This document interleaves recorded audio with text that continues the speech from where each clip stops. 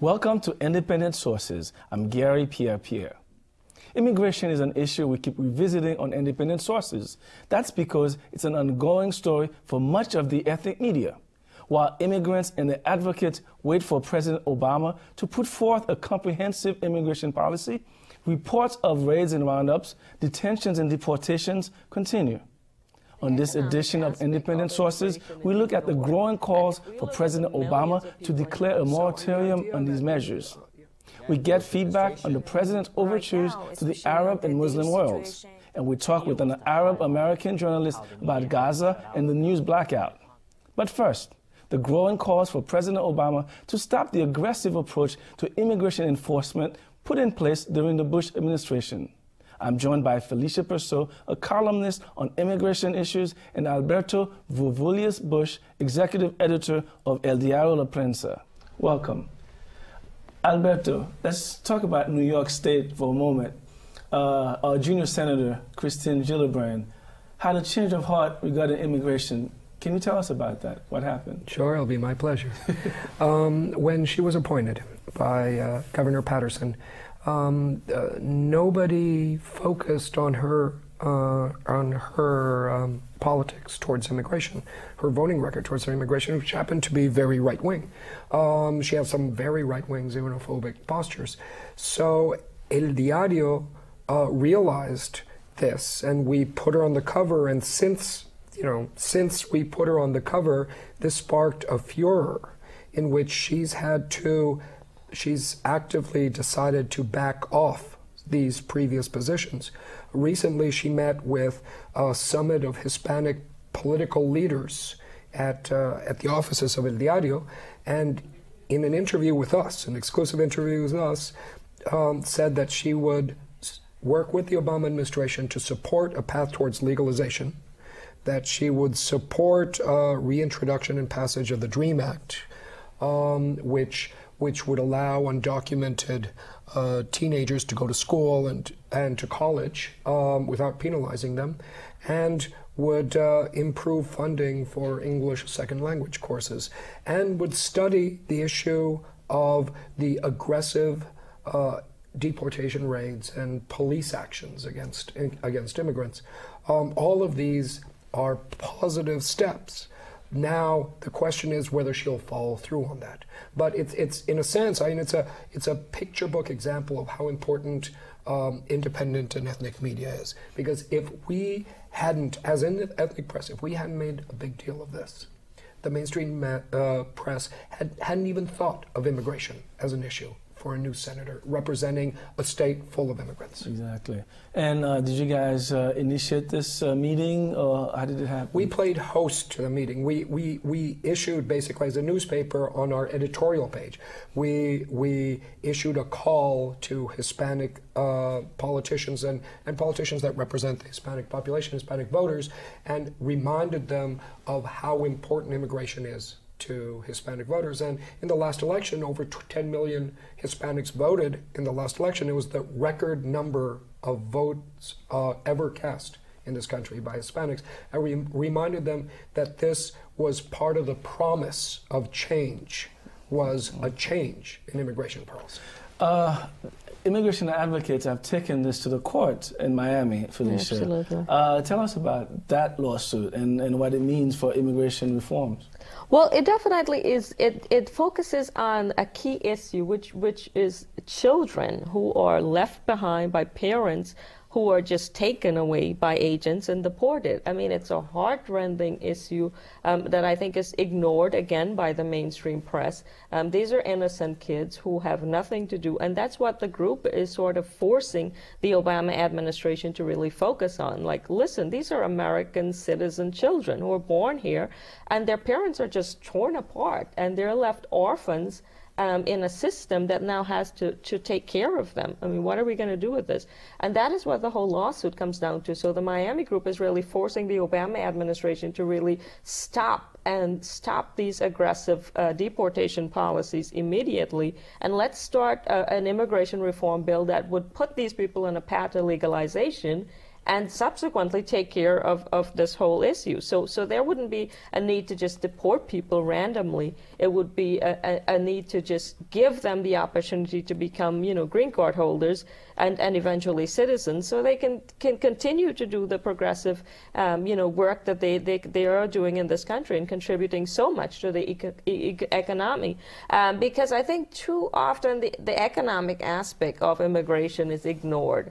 And if we look at the millions of people, and you think of all those people applying for green cards, that's thousands of dollars. You're talking millions. When you say green card, citizenship, legalization being here. Well, legalization would be the first process, which would give them a work permit, which would then put them on a path to getting a green card, and then eventually citizenship. So it's not like something where people are being handed citizenship automatically. These are people who have been here working, paying their taxes, contributing tremendously to this country. If you deport every undocumented immigrant, I mean, the American economy would collapse further than it already has. So I think that is the economic issue, and the humanitarian issues are the issues that the Obama administration really has to remember and focus on.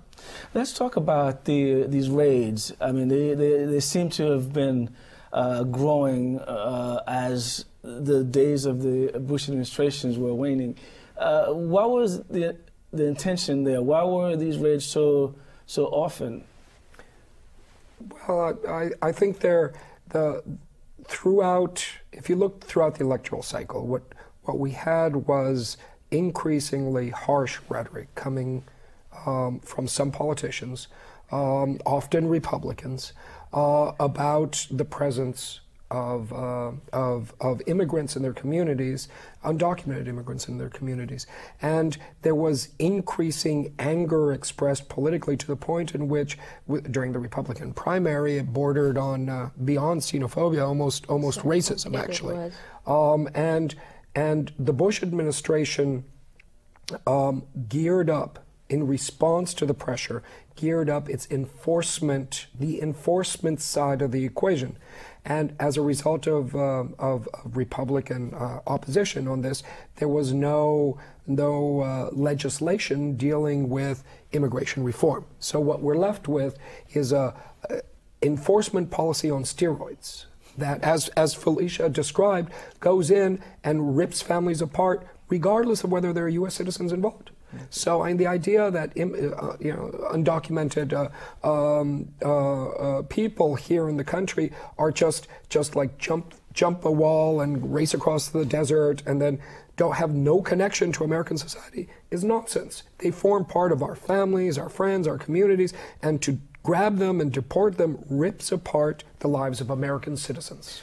Felicia, the ethnic media has played a very important role in all of this. What more does it need to do to keep the Obama administration's feet to the fire on this issue? I think it has to be more proactive, and we all, as immigrant community, because, like Alberto and I were talking, it is not a Latino issue alone. It is an immigrant issue. Every immigrant community is connected, and they're affected, and they all voted in large part for President Obama. I think we have to now remind him of the promises he made on the campaign trail, and that is where we now have to be more proactive. I think too often we've let these politicians off the hook. We vote for them, and then they get elected, and they ignore us after that. I think he has had enough time within the past 12 days. He's focused on a whole bunch of issues, from Guantanamo to all these other issues that are not as important, I think, as immigration reform. I think he should say something, and I would say shame on President Obama for not speaking out so far on this issue. Alberto, do you think that the ethnic media is going to be as patient with Obama on immigration as the mainstream press is with him on the economic situation? I think that immigration is a basic civil rights issue. And I think for all of us, for all of our immigrant communities, it's something that cannot be denied. We cannot be thwarted, we cannot be denied. This is a basic human and civil right. So patience isn't the issue. The issue is movement forward and giving us a basic civil right. Yeah, and movement forward now. I would say movement now. We need to have the lawmakers sort of, revisit the earned legalization bill and get President Obama also just speaking. I mean, he needs to say something. When you have people, activists that are lobbying in Washington and marching on Washington. But he did mention immigrants. I mean, in fact, he brought himself in. Is that my father? Yeah, but that's what he's always said. But he doesn't deal with the bigger picture. I mean, being an immigrant and saying I'm an immigrant does not take away from the fact that there are millions of people who are really in the shadows, who are struggling every day, who are crying, and children who are being ripped apart. It doesn't speak to those people. So I think that is the issue that has to be addressed. And he has to come off of the more middle ground that he's taken on the issue and is conservative and sort of really address the realities. Alberto? I agree with Felicia. It's an urgent problem of basic civil rights, and it demands urgent attention. And you can't, because we voted with full expectation that something would happen, I think all politicians, from Obama down to the city council, have to respond to this demand. That's all we have time for. Felicia Persaud, Alberto Vourvoulias-Bush, thank you. Now, here's Abi Ishola with some other news. Thanks, Gary. Here's a look at some headlines from New York's ethnic media. From Univision Online, more than 600 American children born to undocumented immigrants are suing President Obama. The group wants the newly elected president to issue an order to stop deportations until an immigration reform policy is established. Many New Yorkers are bribing their way into affordable housing. Vonom Svete reports that many real estate agents, mostly Russians, are illegally charging Section 8 recipients fees to find them a place to live. From New America Media, a new California law requires commercial health and dental insurers to provide interpreters to non-English speaking patients. The new regulation is expected to benefit an estimated 7 million Californians with limited English proficiency. The law is the first of its kind in the nation. And finally, from the Irish Echo, President Obama's great-great-great Irish grandfather's old home site may be designated a landmark. Falmouth Kearney, a distant relative on Obama's mother's side, grew up on the site in Moneygall, Ireland, before emigrating to the U.S. in 1850. And those are just a few headlines from New York's ethnic media. Back to you, Gary. Thanks, Abby. President Obama gave his first formal interview since taking office to Arabiya, an Arabic television network. Soon after, Secretary of State Hillary Clinton reached out to Iran. How have these overtures been received in the Arab and Iranian media? Vianora Vinca and I sat down with Khaled Dawoud, New York correspondent for Al Jazeera, for some feedback. Also with us was Solmaz Sharif, editor-in-chief of Shosanna, an online magazine for Iranian women. Solmaz, candidate Obama was viewed somewhat suspiciously by many in the Middle East. They thought perhaps that he was going to follow George Bush's policies. Nearly a month into his administration, how is President Obama being viewed now? After election, especially after inauguration, that people in Iran started to write about that, especially on the blog atmosphere. It was very positive views. People was comparing that, knowing Obama's father was immigration to this country, how this country treats immigration and how Iran treats immigration. But that was very good conversation between them, that especially right now with the situation that Iran's government make for Afghani immigration. So Afghan refugees, anyone are not well treated compared to the way immigrants in this country are treated. Is that what you're talking? Yeah, Iran is not the country that have a lot of immigration. Mainly is Afghani, and after Iraq war, Iraqi. But there is some African, but that wasn't the point. The base of the reacting to the immigration was the point. They say, look, for example, a guy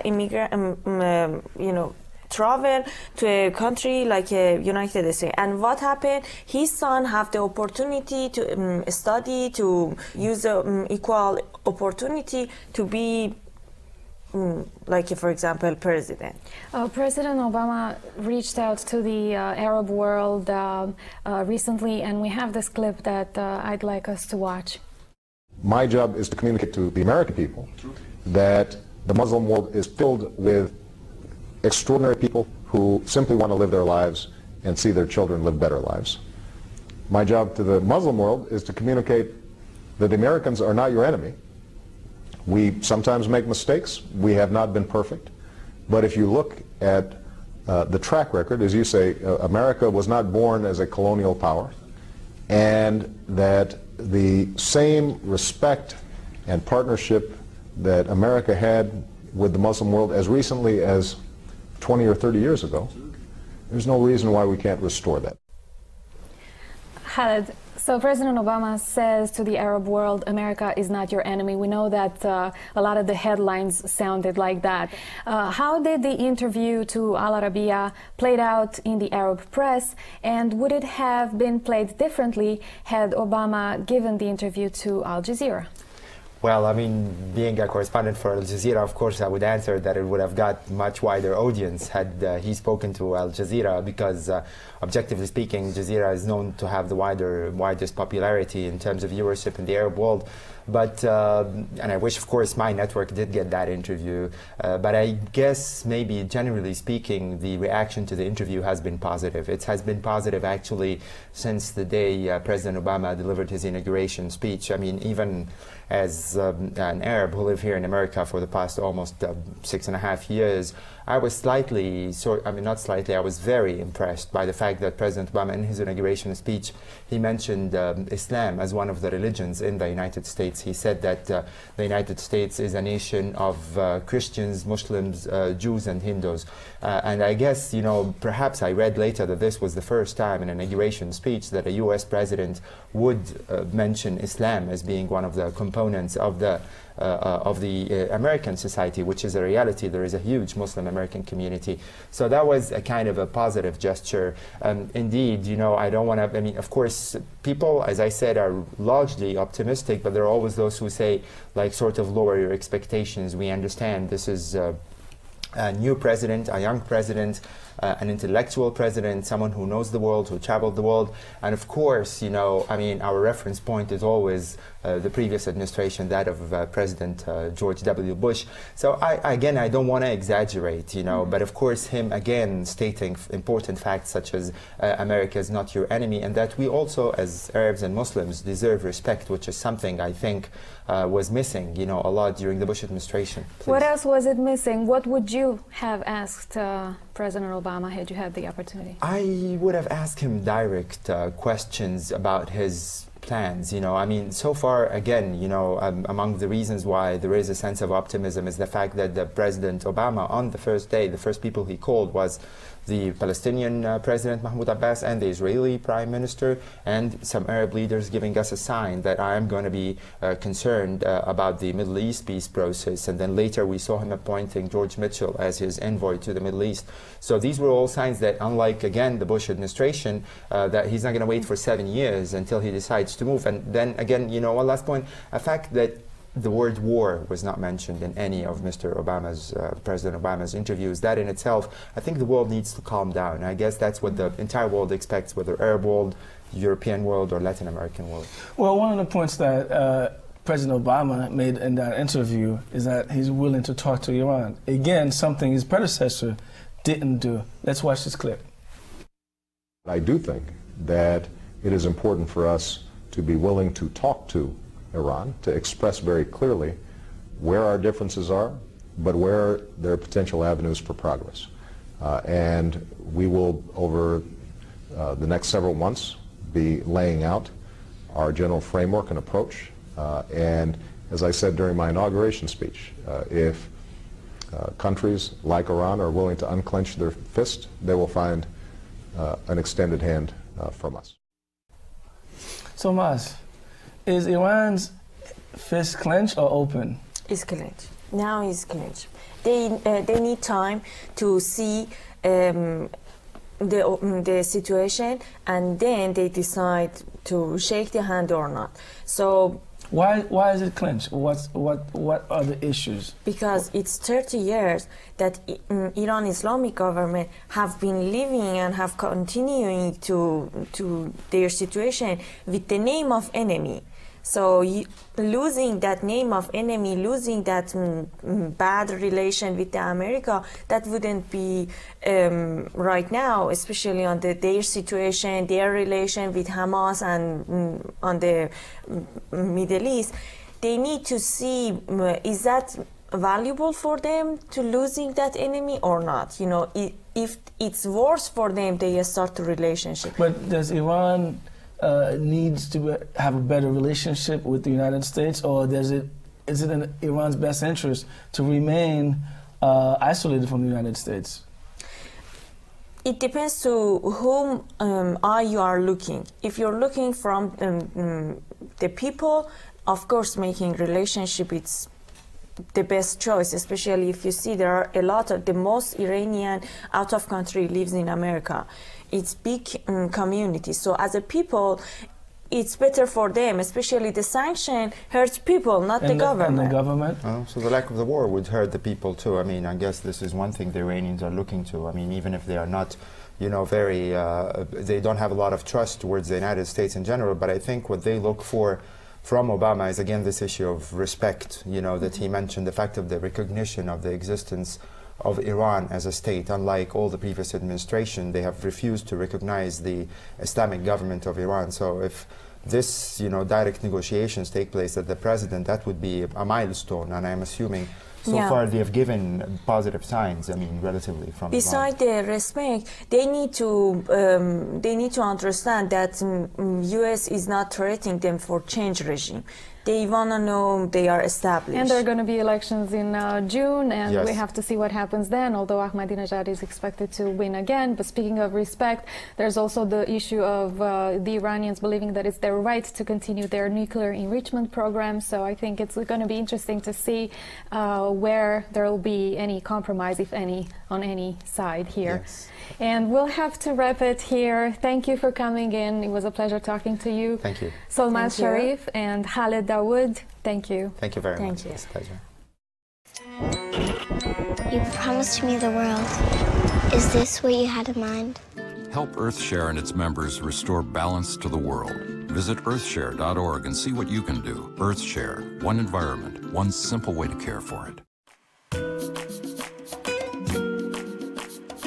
We end our show with an interview with an Arab-American journalist about the effects of the news blackout from Gaza during the recent Israeli offensive. Michelle García sat down with Mohamad Bazzi. He is a journalism professor at NYU and a board member of the Arab and Middle Eastern Journalists Association.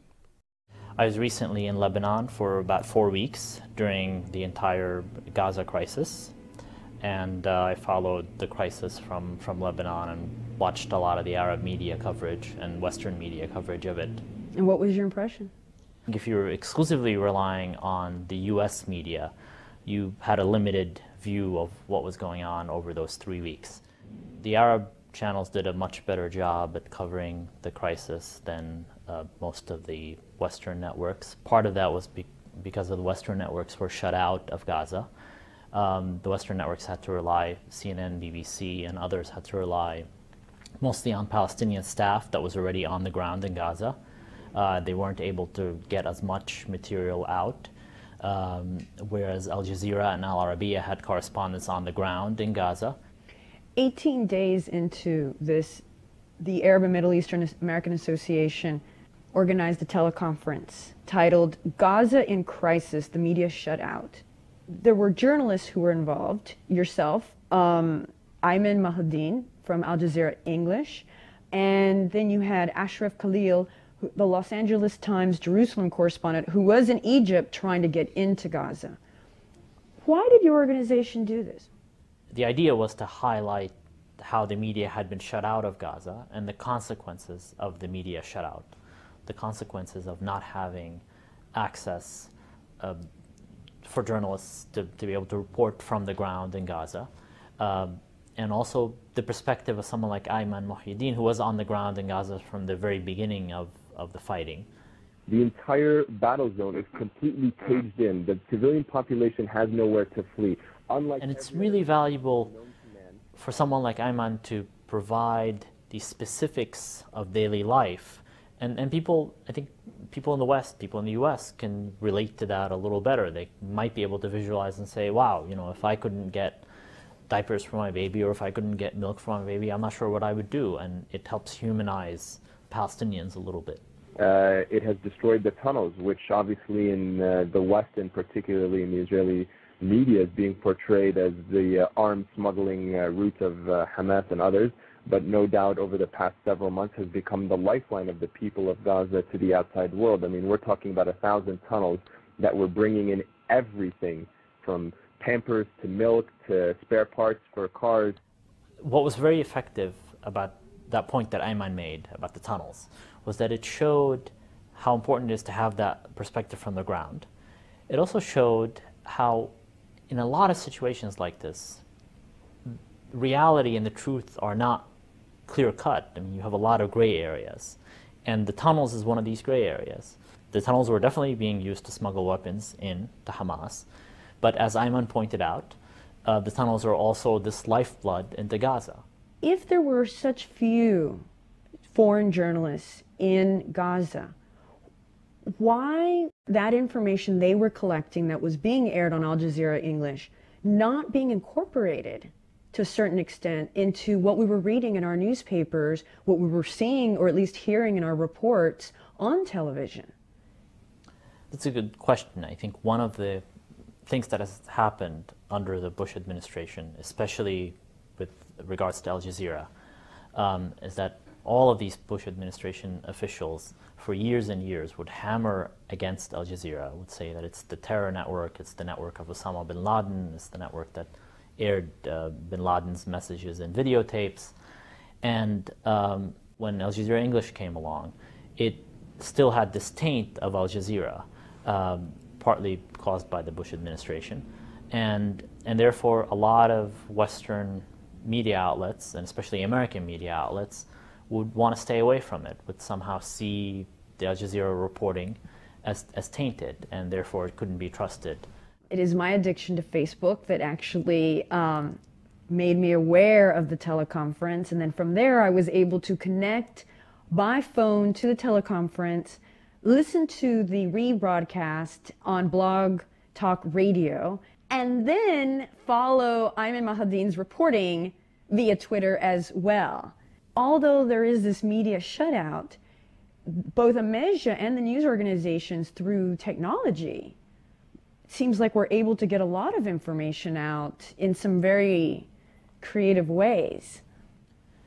This new technology can play an important role in this getting the information out. But let me point out something more basic. You also need people in the places where they can get the information out. And if you don't have that, and if you don't have people who are trained to do that and to do it, this kind of information gathering in a journalistic way, then the information is less valuable. So it's good that we're seeing new ways of getting the information out. But in the end, I mean, Google on its own is not going to be able to do the actual reporting. It can sort and disseminate the information, or same with Facebook. But in the end, you still need people who are going to gather the information, present it, and in some instances also analyze it and tell you what it means and why it's important. On January 26, Israel's Supreme Court ordered the government to allow foreign journalists free access to Gaza. That's our show. Thanks for watching, and we'll see you next week. In the meantime, be independent-minded.